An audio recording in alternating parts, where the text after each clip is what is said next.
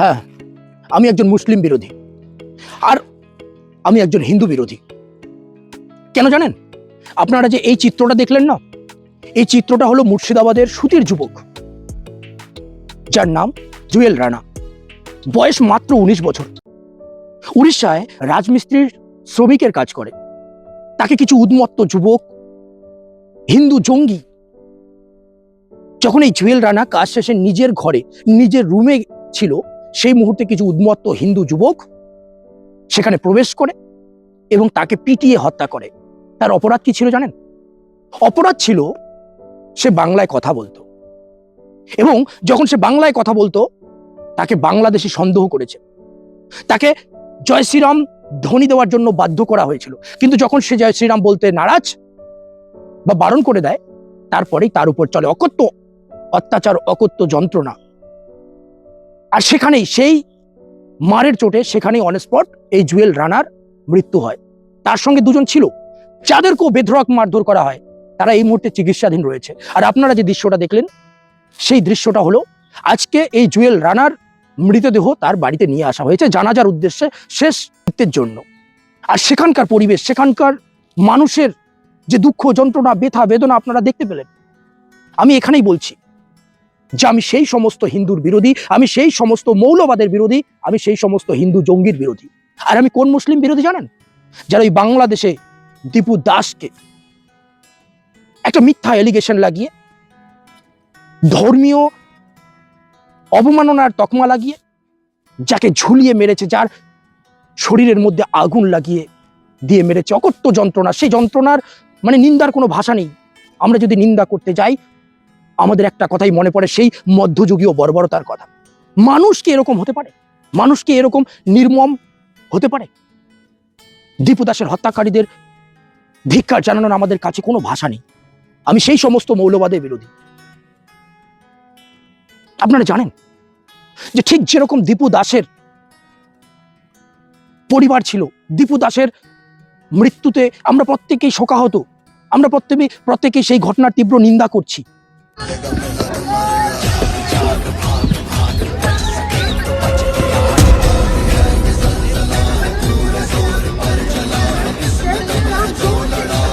आप किसी की प्रॉपर्टी में ऐसे नहीं घुस सकते।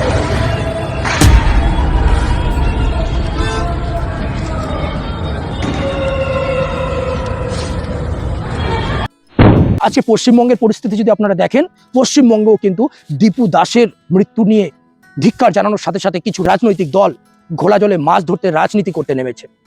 তাদের কাছে মানবিকতাটা উতলে উতলে পড়েছে।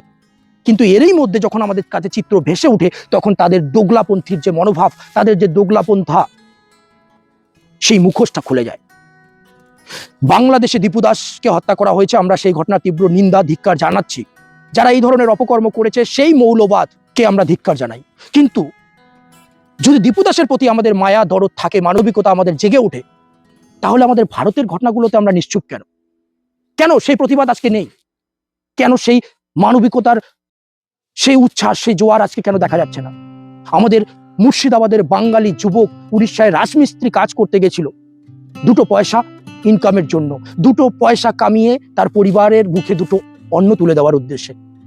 কিন্তু কিছু হিন্দুত্ববাদী জঙ্গি তাকে বাংলাদেশি অপবাদে, বাংলা কথা বলে এইটাই তার দোষ, এই জন্য তাকে হত্যা করে ফেললো। বুদ্ধিজীবীরা আজকে কোথায়?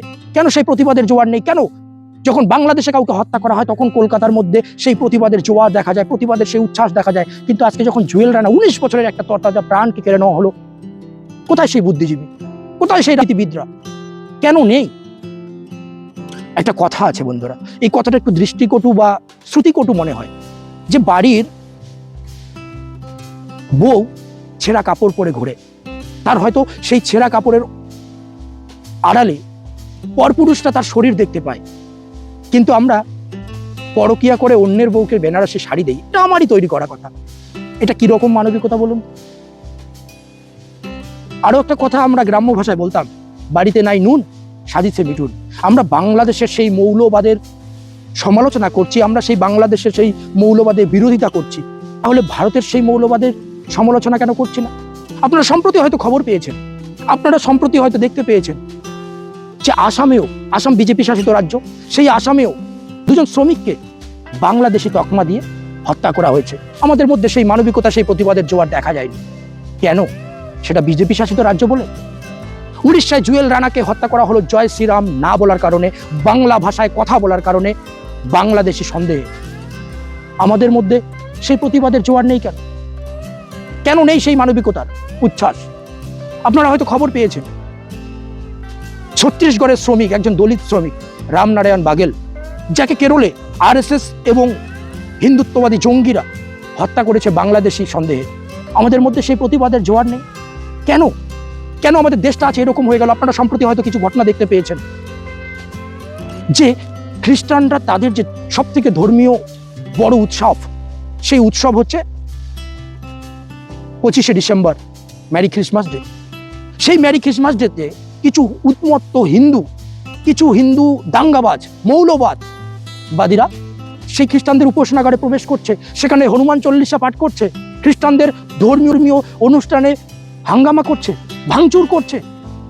ভারতে তো এই সংস্কৃতি ছিল না, ভারতে তো এইরকম পরম্পরা এর আগে কখনো দেখা দেয়নি। আর এখানেই কিন্তু মুখোশ খুলে দিচ্ছে এই অন্ধভক্তদের, এই দাঙ্গাবাজদের, এই মৌলবাদীদের। কারণ গতকালকেই তাদের যে প্রধান, আমাদের প্রধানমন্ত্রী নরেন্দ্র মোদী খ্রিস্টানদের ধর্মীয় অনুষ্ঠানে গিয়ে পার্টিসিপেট করছে, আর সেই প্রধানের বন্ধু আদানির কর্মস্থলে সেখানে খ্রিস্টানদের সেই বড়দিন পালন করা হচ্ছে। একদিকে নরেন্দ্র মোদী সেই খ্রিস্টানদের ধর্মীয় অনুষ্ঠানে পার্টিসিপেট করছে, আর তার অন্ধভক্ত চেলাচামুন্ডা অন্যদিকে হইহট্টগোল করছে, হাঙ্গামা করছে, ধর্মীয় প্রতিষ্ঠানে প্রবেশ করে খ্রিস্টানদের উপর অত্যাচার করছে, ভাঙচুর করছে।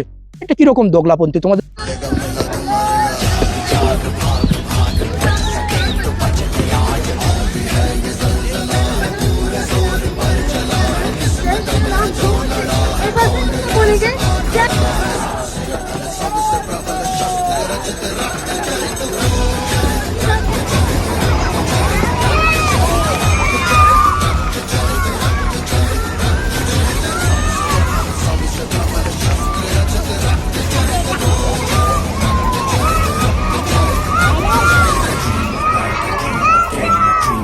आप किसी की प्रॉपर्टी में ऐसे नहीं घुस सकते।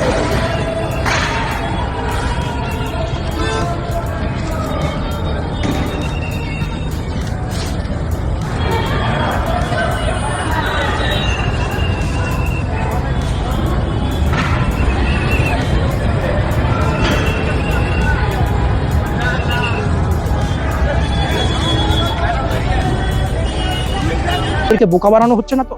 আর এই বোকা বানানোর উদাহরণটা আমি তোমাদেরকে বলে দিই। হিন্দু খাতরে মেয়ে, হিন্দু খাতরে মেয়ে, এই সমস্ত রাজনৈতিক বেড়াজালে, এই সমস্ত রাজনৈতিক বেড়াজালে তোমাদেরকে কিভাবে মূর্খ বানানো হচ্ছে। উদাহরণ তোমরা শুনেছিলে উন্নাও কাণ্ডে একটা শিশু, একটা নিষ্পাপ শিশুকে রেপ করা হয়েছিল, আর তারই অপরাধীকে কুলদীপ সিং সাঙ্গার, সেই অপরাধীকে কিন্তু যাবজ্জীবন কারাদণ্ডে দণ্ডিত করা হয়েছিল। আর দিল্লি হাইকোর্ট থেকে তাকে তার যে সাজা, সেই সাজা থেকে রেহাই দেওয়া হয়েছে। কই তোমাদের মধ্যে সেই প্রতিবাদ নেই তো? আর যখন সেই কোর্টের ডিসিশন, কোর্টের জাজমেন্টের বিরোধিতা করে সেই ভিকটিম রাস্তায় নেমেছে, তাদেরকে অ্যারেস্ট করা হয়েছে, তাদের উপর নির্যাতন করা হয়েছে, আপনাদের প্রতিবাদ নেই তো? তাহলে সেই উন্নাও কাণ্ডের সেই ছোট্ট বাচ্চাটি কোন ধর্মের ছিল আপনারা জানেন? উনি কিন্তু হিন্দুই ছিল। তাহলে বাস্তবে কি দাঁড়ালো? যে হিন্দুদের সংরক্ষণ করা, হিন্দুদের প্রতি মায়া কি এই রাজনীতির উদ্দেশ্য? না না না না না, এই রাজনীতির উদ্দেশ্য হলো রাজনীতি করা, রাজনৈতিক উদ্দেশ্যকে সাধন করে ক্ষমতা দখল করা। আর এইভাবে আপনাদেরকে বোকা বানিয়ে রাজনৈতিক যে ক্ষমতা, সেই ক্ষমতা ধরে রাখাই হলো উদ্দেশ্য। আসলে হিন্দু দরদি নয়। বন্ধুরা, সমাজটা যাচ্ছে কোথায়? আজকে শুভেন্দু অধিকারীর বক্তব্য আপনারা শুনেছেন। আমরা তো বলছি হিন্দু মন্দির বানাবে, মুসলমান মসজিদ বানাবে, শিখ গুরুদ্বারা বানাবে, খ্রিস্টানরা চান তো বদলা তখনই হবে বদল যদি হয়। শুভেন্দু অধিকারী বলছে বাংলায় যদি আপনারা শান্তি চান তাহলে তাদেরকে ক্ষমতায় নিয়ে আসেন। তারা বাংলাদেশের সেই দীপু দাসের হত্যার প্রতিবাদ করছে, কিন্তু জুয়েল রানার হত্যার প্রতিবাদ নয় তাদের কাছে। আমি শুভেন্দু অধিকারীকে বলতে চাই যে তোমাদের যেরকম সংস্কৃতি, তোমাদের যেরকম উন্মত্ত কর্মকাণ্ড, উন্মত্ত বয়ানবাজি, তাতে কি তোমাদের কি পশ্চিমবঙ্গের মানুষ গ্রহণ করবে? মানুষ কিন্তু হাড়ে হাড়ে টের পাচ্ছে যে তোমরা ভারতবর্ষে কিসের সংস্কৃতি নিয়ে এসেছো, কিভাবে সংখ্যালঘুদের উপর অত্যাচার হচ্ছে। আর সংখ্যালঘুদের উপর সমস্ত রাজনৈতিক দৃষ্টিকোণ ঘুরিয়ে দিয়ে তোমরা পক্ষান্তরে শুধু হিন্দু নয়, পুরো দেশটার ক্ষতি করে চলে যাচ্ছ। নিজের শাসন ক্ষমতা ধরে রাখার উদ্দেশ্যে তোমরা যে কোনো সীমা উল্লঙ্ঘন করতে পারো, সেটা কিন্তু মানুষ বুঝতে পারছে। তাই আমার বক্তব্য, কখনোই পশ্চিমবঙ্গের মানুষ বিজেপির মতো সাম্প্রদায়িক দলকে, বিজেপির মতো একটা অরাজক দলকে গ্রহণ করবে না, কখনোই না। ধন্যবাদ বন্ধুরা, আজকে আপাতত এখানে।